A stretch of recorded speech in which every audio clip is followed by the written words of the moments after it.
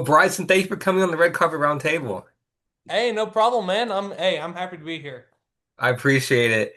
I'm going to dig into what got you into this entertainment industry. What got me into it? Well, I'm very young. I'm 18 years old. So, I you would think I'd be doing it all my life, and not necessarily the case. There's one catalyst to all this. It was a spring recital at my old Catholic school. We were doing it for our first grade thing. Hmm. It's just like a show, you know. We were because it was like 2013, 14. We were doing What Does the Fox Say? We're just singing that, you know. And I decided, you know what? What if I just started the dance a little bit? You know, hit a little boogie, woogie, maybe a little ooh. Crowd went nuts. I'm telling you, it went nuts. It was like the whole top of the gymnasium just blown open. It was like whoa, you know. Hmm. And my mom saw that, and she was a stage actress, and she was like, he might have what it takes to really make a run at this. And so she sat me down, she talked about it. Now, granted, if you want to get your kids in the entertainment industry, I wouldn't put much weight into a 7 year old. But she said, "Hey, would you like to move out to Los Angeles and possibly pursue this? Go to Disneyland." Disneyland is what sold me, but in the long term wise, this whole industry, it's kind of soothing to me in a way. You know, I love acting. It's kind of therapeutic to me. You know, just Hmm. take different characters, different worldviews, they're just all that. I love it. Amazing. Now, you can correct me. You have a sister, Yes, I do. and your sister is also in the entertainment industry. Yes, she is. Yeah, you got that on 1-2 combo, the Robinson duo per se. And did she get involved because of you, follow your footsteps, or? Oh well, shoot. I like using this metaphor. I'm kind of like the Adam Sandler of the family. I know Hmm. how to make people laugh. I know how to find the projects that have long-standing runs and everything. You know, just all that. I would compare my sister, Brooklyn Robinson, for those of you who don't know, to Emma Stone. She's like the critic's darling, I would say. I mean, heck, you should really take a look at her. I mean, she had a short film, well, a TV pilot Hmm. called Pineapple. It made a run at Sundance, Tribeca back in 2017. Oh, Um, wow. yeah, no. It's very fascinating. Well, it was Amazing. actually although my story and everything, how I got into the entertainment industry, it was actually my sister who's in it first. Okay. It was actually my sister who was in it first. And my mom was dabbling around with her, and then she saw me and was like, "Oh wait, both of these kids could do this." Amazing. Yeah, Here you are. That's yeah, that's no, that's here absolutely I amazing. am, here we are. Yeah, Um, yeah. what is your most biggest pivot in your life so far? Well, other than making the move out to LA, well, I mean that would have to be number one for me because originally I'm from Cincinnati, Ohio area, so trading that Midwestern kind of slower pace of life for the hustle and bustle that is LA, the entertainment industry. Yeah, Hmm. it's wild. It's a very very impactful change, especially for me. You know, being a uh originally a Midwestern kid. So it's I would say if you want to talk the biggest event in my life, what had the biggest change, I mean obviously it'd be that one, but if we want to talk more industry, I guess it would be more my pivot towards feature films.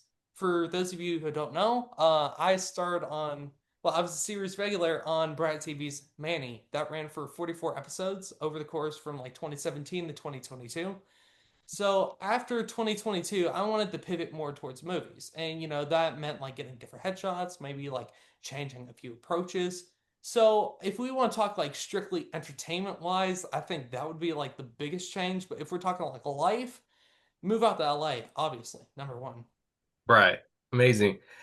Um, we'll get into acting in a minute, but I want to ask you your next question is what is your best advice you ever received or you ever heard? Wow. Well, this is more recent. This came like late August last year after I celebrated my 18th birthday.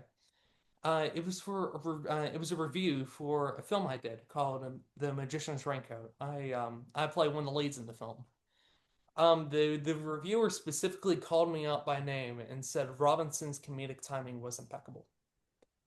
That to me, it's kind of everything I wanted to hear, but everything like, oh, somebody else feels this way. Somebody else feels like, whoa, he's funny. His comedic beats, they're great. And I like just hearing that is like it goes a long way for the performer. You know, sometimes people don't care about us. Sometimes people are like, oh, you know, he just a performer. But you know, once you see the craft and you go, you acknowledge it. You know, to us performers out there, it makes a heck of a difference. Hmm. That's amazing. You're acting. Do you have any upcoming projects that you can talk about? And if so, can you tell the audience? Well, usually I would recommend like people go to my IMDb, the which I'm going the Bryson Robinson on IMDb. If you want to go there, heck, I'm going to be shameless right now. I'm going to plug it because I, also my Instagram at it's Bryson Robinson, ITSBRYSON ROBINSON. Like I swear, sometimes I forget some of the projects I do, and that's not to sound like I have a massive ego, even though there is an ego. But there's a lot to cover. This year I'm set to have a television show come out on Peacock called Autumn Announce. Okay. I play a character called Terry. I mean, there's seven like half-hour episodes. It's coming out on Peacock soon. So stay tuned for that. I got a film coming out called The Disinvited. Yeah, it's like a desert thriller horror comedy. I Oh, play okay, okay. no, it's very cool. It's very cool. I play a No, no, supporting the reason I say that because, I love horror movies. horror. And Yeah. to me, I've noticed that I could be wrong, but horror movie, they're kind of making it where it's not so scary for the audience. They're kind of making like a comedian, maybe I'm wrong, maybe you can kind of understand where I'm coming from. It's like Yeah. when you hear a lot of horror movies and you watch them, they're kind of like, oh, I'm going to be in a horror movie, but it's kind of like a comedy horror movie. So it's kind of like it's A comedy scary, horror. but it's kind of like funny too at the end. I think before I get back to my film, I think just for like mainstream appeal, people love comedy, people love Hmm. like heartedness. So I can see why. I mean, there was a film that came out the other year, Totally Killer. You know, it blended that horror with comedy. Personally, I really loved it, but I can see horror fans being like, I want something more like gritty. You know, I want more gore. Like And me. I'm yeah. Hey, look, there's a time and place for Terrifier. Like I'll say that. But yeah, I mean, it's just mainstream appeal. Hmm. People love comedy, and comedy doesn't. But a double-edged sword to that is comedy doesn't always play with everyone. Right. So We want a horror movie where we can go in a movie theater and it's dark and it's like you get scared. You like, I don't know if you would agree, but you see horror movies oh yeah, and you're like, wait, don't go in that room. You're going to die, right? And then something happens and you're like, I knew that was going to happen. Or you want a horror movie where you're like, ah, and you're screaming, you have a hard time sleeping at oh yeah. night. Oh yeah, yeah. And for your audience out there, you mind if I recommend two movies coming Yeah, out? yes, please. Four movies. If you're in the horror, um, I think I got two good movies for you. One is called Bring Her Back, made by the guys who made Talk to Me. Okay.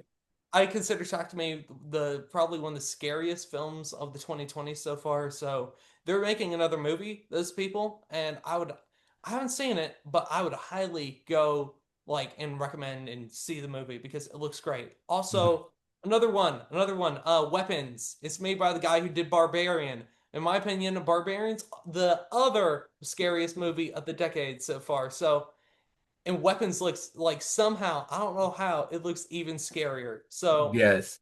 hey, you know what? We should be here for good horror films, and I think those are going to be two great horror films. I totally agree, and I can't wait. 100%. I'm going to dig into, as a young actor, how do you maintain your life? and I know you said you're 18, but how did you maintain your life going to school, doing homework, going to audition, being on set? Because I know it's kind of stressful, or sorry, I say stressful for a young child who's in the entertainment industry because you're trying to keep up with school and your homework. So what was your life and your experience?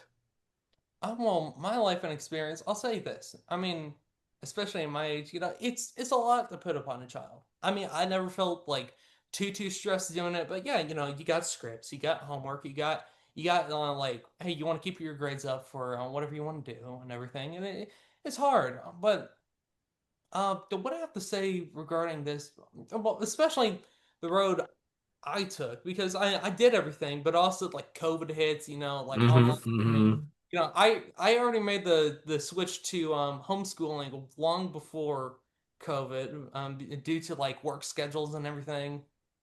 But it's a lot. It's a lot to ask, and it takes.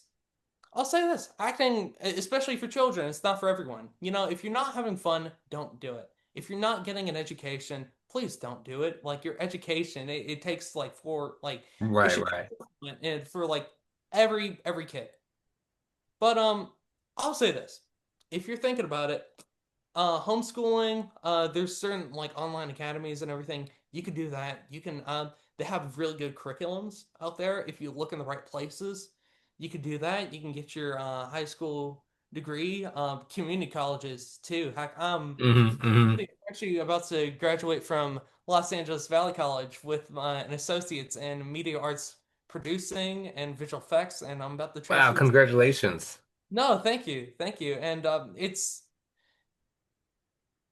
I would really recommend community college because it's easier to drop it if, something comes up, a role comes up. And this isn't just for children. This is for like young actors who want to pursue an education. Community college is there for a reason. It's absolutely there, and it should be taken very seriously for what you want to do.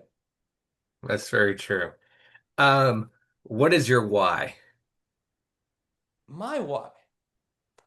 My why for acting? Yes, sorry. Yeah, no, no. Why? Why is everything? Um, uh, my why. Hmm. Oh no, no, never mind, never mind. I thought somebody moved up there. Shoot, no, no, no. My why, my why for acting. Why do I do it? Um, I touched upon this earlier. It's kind of therapeutic for me. Hmm. Hmm. I feel like my mind sometimes runs like a million miles a second. If I'm not focused on something, it's like my mind's going to start going insane. Okay, okay. It's going to start going insane, and I'm going to start thinking here, there, everywhere, and it's like I want to become focused on something, and acting it presents the like the rate like how do I describe it? It presents the opportunity Hmm. to Hmm. experience a million lifetimes in one. You get to like say one day you could be like an advocate against fascism or something, and then the next day you could be the fascist dictator. You could Right. you could be like in different worldviews, and you have to justify your own worldviews to make it believable. Hmm. And I love doing that. It's my why for doing it. Why do I do it? Because I and it kind of helps me understand the world a little bit more. Doing research, really diving into characters. Heck, I did this one where it's a TV pilot was shot. It's called Finding Chaz. I played the title character Chaz Humbert, and he is let's say Chaz is not a good guy. He harasses all the girls at school in like the worst ways possible. You can fill Hmm. in whatever you want, but there is a secret to him to why he does everything, and it's so far like from what I actually am. So to really like explore that and be like, huh, maybe I might understand like this type of person now, like why somebody would do this, like what would bring them to do something like this, and how get somebody else. Right. Yeah, I hope I'm not being too long-winded, but No, no, no. I love that about your why and everything, because To me, it's amazing to hear every actor's why. They got Understand the world into a little bit more. If heck, even if the world's not made to be understood, I want to understand it. right. We do too. Me too. I do. Um, what is your dream role that you want to do? Dream role. Dream role. Now that is a good question right there. That is a good question. I would say if Heath Ledger hadn't already done it, I would do a really good Joker. uh, come on, come on, look at it. Heath Ledger did such a good job with that role. I mean, insane. It was truly the Joker. No offense to Joaquin Phoenix. He brought an amazing portrayal of a struggling like person. Like, but he wasn't really the Joker. Heath Ledger was the Joker. So I guess, I love to play a Joker like that. But honestly, I don't know, just maybe just something. Well, Joker be number one. Joker be number one. Okay. But number two, Okay. it'd be like a character, a character, and this is speaking more general, just something I could really sink my teeth into, like on the run, maybe like criminal or something.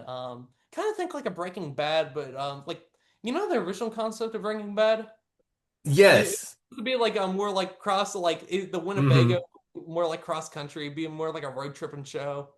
Maybe do something like that, but take out the drugs and more just like, hey, just like mix that original concept with maybe like heat, and like that would be something I would really love to do character wise. Okay. Maybe play it like you really see the progression of this character and Hmm. stuff. What is your favorite genre? Genre. Oh my gosh, don't get me started. I guess the easiest genre I have getting into is like action. I'm a dude. I love action films. I mean, come on. Action, crime thrillers. I mean, I'm somebody who loves all film, but I guess action films. It's just like, it just I don't even care if it's like over the top and everything. Like heck, of the Fall Guy came out the other year, and it's like, yeah, heck yeah, it's over the top. It's amazing. Hmm. But I mean, I should say this: I do have a real deep like soft spot for horror films. Like I love horror. I mean, every Halloween it'd be like every day I set out to watch one horror movie like a day, and I love all genres, but action and horror like those two, love it. Hmm. Yeah, I love horror movies. What is your favorite horror movie? Oh, shoot, you want me to get out my letterbox account? Hold on. I actually have a list for this. If you mind entertaining me for a second. Hold on. I've seen The Conjuring. That was horror movie, but I think right now that sounds kind of cheesy. My favorite horror movie is The Halloween. The Halloween, like John Carpenter's Halloween. Yeah, like the series, the whole Halloween movie. Oh shoot, man, I mean, come on, that's like iconic horror. Hold on, I'm trying to. Where's my That's top 25? my all-time favorite. I know it's so weird and cheesy, but No, I I think Halloween. that's it. I don't mind watching that movie. No, dude, no Halloween. It's in my top five. I mean, my favorite horror movie. According to my top 25 here, it'd be on Ridley Scott's Alien. Okay. I think that is a magnificent film. It's atmospheric. Like it kind of takes well, it's not really John Carpenter atmospheric, but it's super atmospheric. You really like that suspense builds. You have the xenomorph picking them off one by one. It's amazing. It's amazing. It's an amazing horror film, and like especially given the restorations the film has. Like heck, it Hmm. looks like it was Hmm. shot like 5 years ago. Like no joke, that film is still looks like $1 million. Yes, I totally agree with you. I seen it maybe twice, and it's absolutely amazing. Um, Now about the and being an actor, right, and being in this, I don't want to say it's kind of fun but challenging, entertainment industry is what is one thing you have learned so far being an actor? Um, well, as an actor, you gotta realize like, hey, whenever they cast someone else, whenever they cast someone else, it's not necessarily because they hate you, they hate your guts. No, no, no, no. It's because but you just don't fit the vision. You don't fit the vision for what it is. Hmm. You gotta learn to take no. I mean, I know that sounds generic as all can be, but you gotta learn to take no. I mean, but what was I talking about? You gotta learn to take no, but also you gotta learn like, hey, that no right there can be fuel for the fire to put towards a possible yes. Yes, there you go. You said it right there. Because you never know that You know, when you go audition, there could be a film director who's watching you and they're going to remember you. And then they're going to say, let's reach out to this person or reach out to her. yeah, And you never know, you may get hit by a big role. You're absolutely right. That is the 100% true. And I think a lot of actors who are getting into the entertainment industry is they I know they seem like they don't understand the struggle. If I'm putting it right, because yeah, they, like you said, when you go to audition, it's like, wait, I gotta know why. Why did I get a no? And that is the very learning step of being an actor in the entertainment industry. You said it right there. It's not a no because they don't like you. It's a no because you weren't fit for this role. But there's yeah. also an opportunity you're going to get another role. Yeah. Oh, also one more thing. Hmm. Be nice, or at least try to be nice to everyone because you don't know who's going to give you your next opportunity. You don't know who's Amen. Right there. You said it. no, no, like you can be in the casting room and everything, and then the fellow actor next to you, you might strike up a good conversation and be like, hmm, I'm actually a freelancing like independent producer and whatnot. Like I dabble with stuff on the side. Would you love to uh can I get your like information? Maybe we can try and do something soon. So just be nice to everyone. You don't know where you're going to get your next opportunities. Trust me. Hmm. Like I've gotten many jobs for just being nice to people, for just bringing a good energy to set, to audition rooms, and like it's gotten me work, good paid work. You don't know who anyone is in this industry. Like seriously, if you think you know about somebody, check again. They have a secret double life you don't know about. 100% true. And it's the truth. You be kind to anybody in the entertainment industry because you don't know who you're going to run into. You're going to meet people, and even online or in person. It's absolutely amazing that you said that because you never know. So, how do you keep up the courage to keep going? Um, mainly, it's just feedback. Feedback from casting. Like sometimes they'll come back and say like, "Hey, hey, this was a really good tape. Thank you very much." It'd be from the projects I do, and people go like, "Yo, you're so talented. Keep on pushing. You're going to do it." Whenever I go back home, there'd be friends who I haven't met in a long time, and their parents would walk up to me and say, "Hey, like we keep on thinking about you every day. It's like we think what you're doing here is far beyond what any of us could have ever dreamed of." Hmm. It's really just I don't want to say just feedback because Hmm. what do you get whenever there is no feedback? Right. Well, you got to have confidence in yourself. That's true. Confidence in yourself, Confidence. You said it and you right got to there.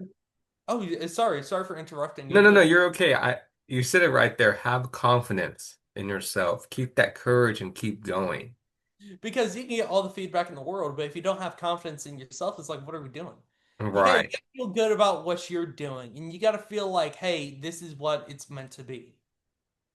And Hmm. this is the journey I'm taking. This man, no, and you gotta say to yourself, no one road is the same. I'm not going to follow like Scorsese's or De Niro's footprints. Like I gotta forge my own path, and I gotta trust that path will lead me to my end goal. Right. And you said it right there. Confidence and courage. Yeah. Absolutely. Who is the most funniest person on set you've experienced so far?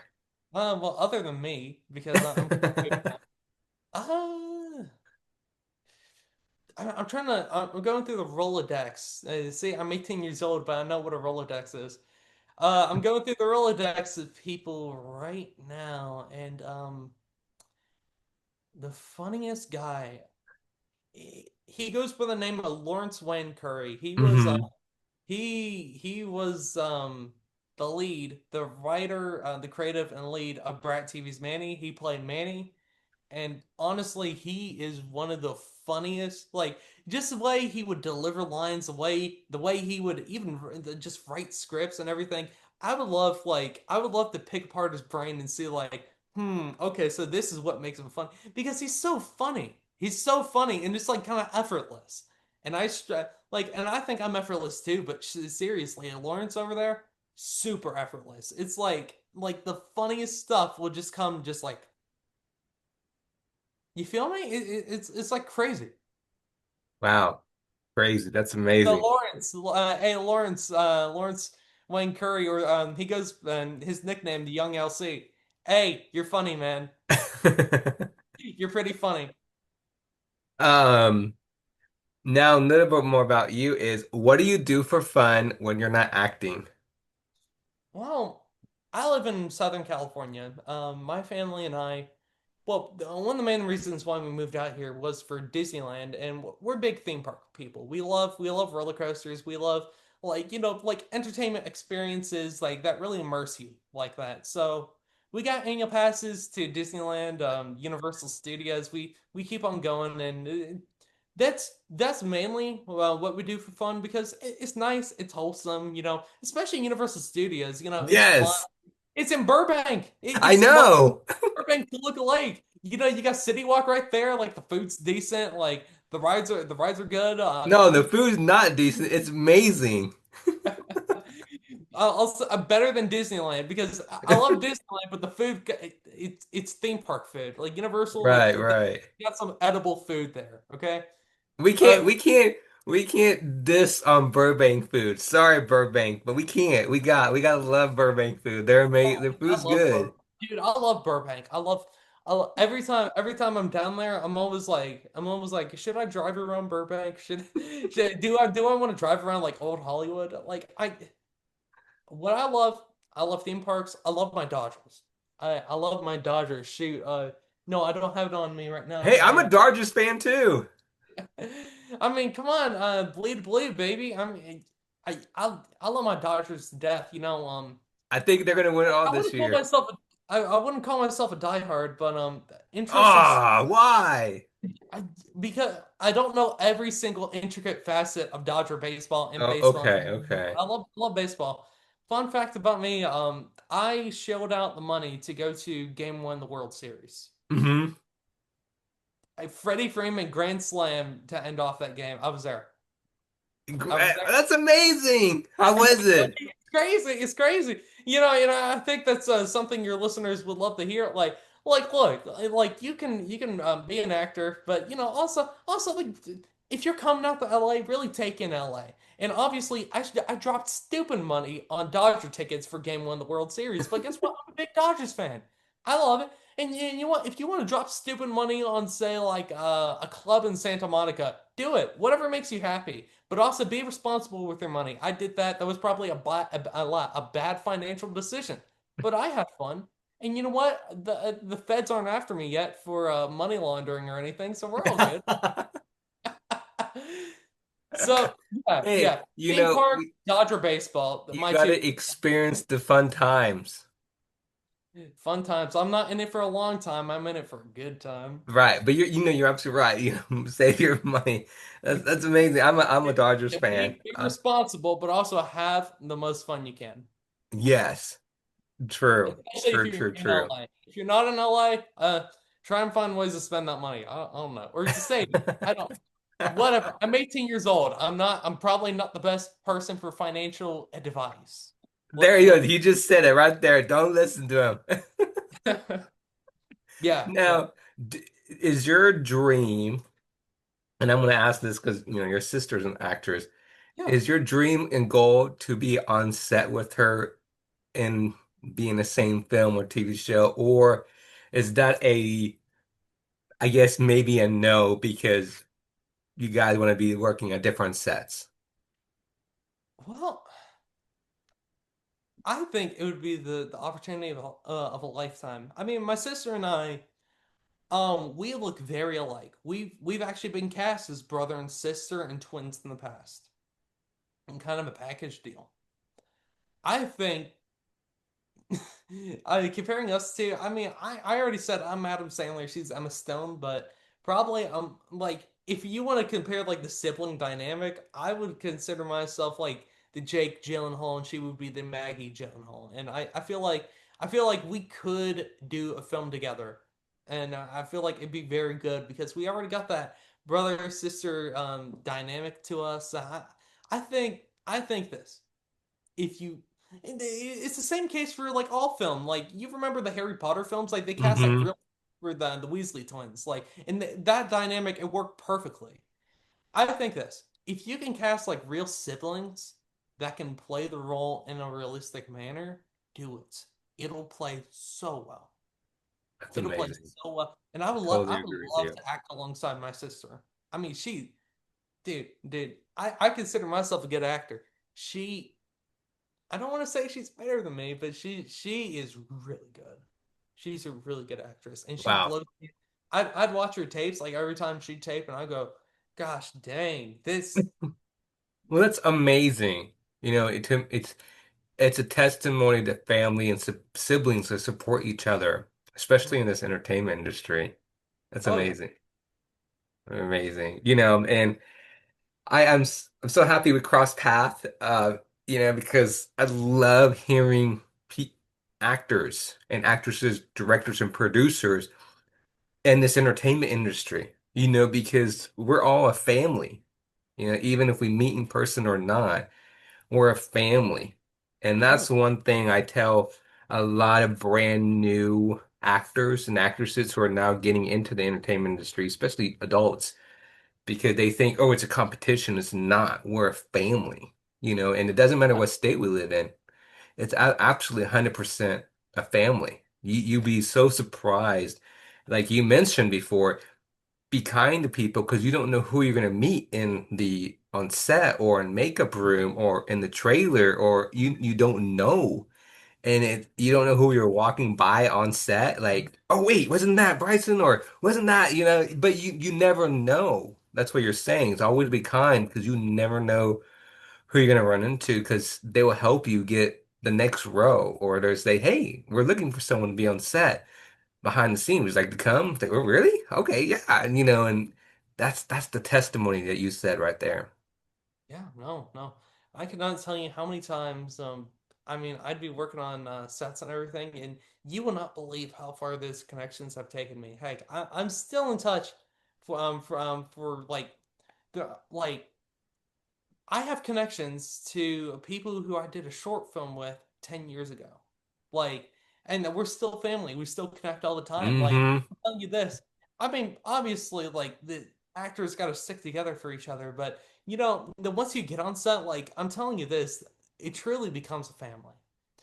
Everyone's there for one goal, and we are going to collaborate with each other to achieve that one goal. And don't get it twisted. Every production is a miracle. Even though every production seems to get done, we get all the shots we need. Getting it out there and getting it finished is a miracle. So it takes a wide array of people to come together in an almost family like manner to complete that one goal. And like everyone's very thankful for everyone afterwards. Family and connections, those will last forever because hey, we achieved one miracle together. Would you like to do another one? Oh shoot, that was a lot of 100%. work. You said it right there. 100%. And that's why, especially for me, I love connections because you don't know who you're going to meet in person or online because we all support each other in this entertainment industry. Absolutely. 100%. Well, Bryson, thank you. Thank you so much for coming Hey, on. I am so excited that you came on as my guest, and I look forward to having you back on. hey, dude, seriously, if you want me back on, just reach out. We'll get a time and a place, and we'll Yes, and rush thank back, you. rush back. for following me on Instagram. I got to give a shout out for that. I appreciate it. But hey, well, dude, thank you for reaching out first. Like seriously, I took a look at the show and I was like, oh, this is good. Like I would love to share with everyone everything I've been doing. My journey through this crazy industry. Yeah, Well, that's what my show is about. It's not really about me. I'm being honest. It's about the guests that come on my show because I want the audience and your fan base and who are following you and following my show to let the audience know this is what it takes to be to get to here, to get to there, and get to be and see, right? And keep the courage and keep the passion and keep fighting and keep going, and you'll get there, right? And that's the one thing that everyone is saying. Everyone is saying that this is if you love what you're doing, you keep on going. So and I appreciate it so much. I would hopefully definitely would love to have your sister on and and have her on my show and get to know her as well. Hey, well, reach out. We'll see what we can do over here at Team Robinson, and yeah, yeah. Yeah. Hey, if you want me to, I'm her manager. Maybe we can arrange something. I'm joking. Hey, brothers and sisters, that's the teamwork. Love my sister, love her. Sometimes I hate her, but a lot of the times and all the time I love Sometimes you hate her. her. Dude, you have no idea. You have no idea. You have siblings? I do. Oh, you would understand. You would understand. Shoot, the remote fights, everything. It'd be the like it'd be like in your childhood where it's like you're fighting with um with her and then your mom overhears and then the mom pins it on you because you're the boy. It's like, oh my gosh, come on, And she's as much as the devil. She's the devil over here in the conversation. why? What did she do to you that was so horrible? Oh my gosh. No, it's just petty like sibling stuff and everything. It'd be like Brooklyn, Brooklyn. The brothers always lose. We always lose because she is mommy's delicate like flower. She is the precious baby girl. But I love my sister. I want to get that like fully clear. I love my Right, sister. right, you're right. I'd do anything for her. I mean, like anyone would. I mean, she's my sister. No, But I totally I'm understand. probably dragging this episode on longer than it should be. I'll let you guys go. I'll let you guys go if you want to. Or did you have any more questions? No, no, no. I was listening on the rivals between brothers and sisters because I totally understand it. I totally do. But again, I'm not gonna diss anybody because like you said, it comes back after us. So, but seriously, I appreciate you coming on and it's been an honor. I can't wait for more projects you're gonna do and we'll definitely stay in contact. Hey, well, hey, thank you, and thank you to all you wonderful listeners out there. It's been an honor. Thank you again. I'll talk to you soon. Peace, peace. Bye bye.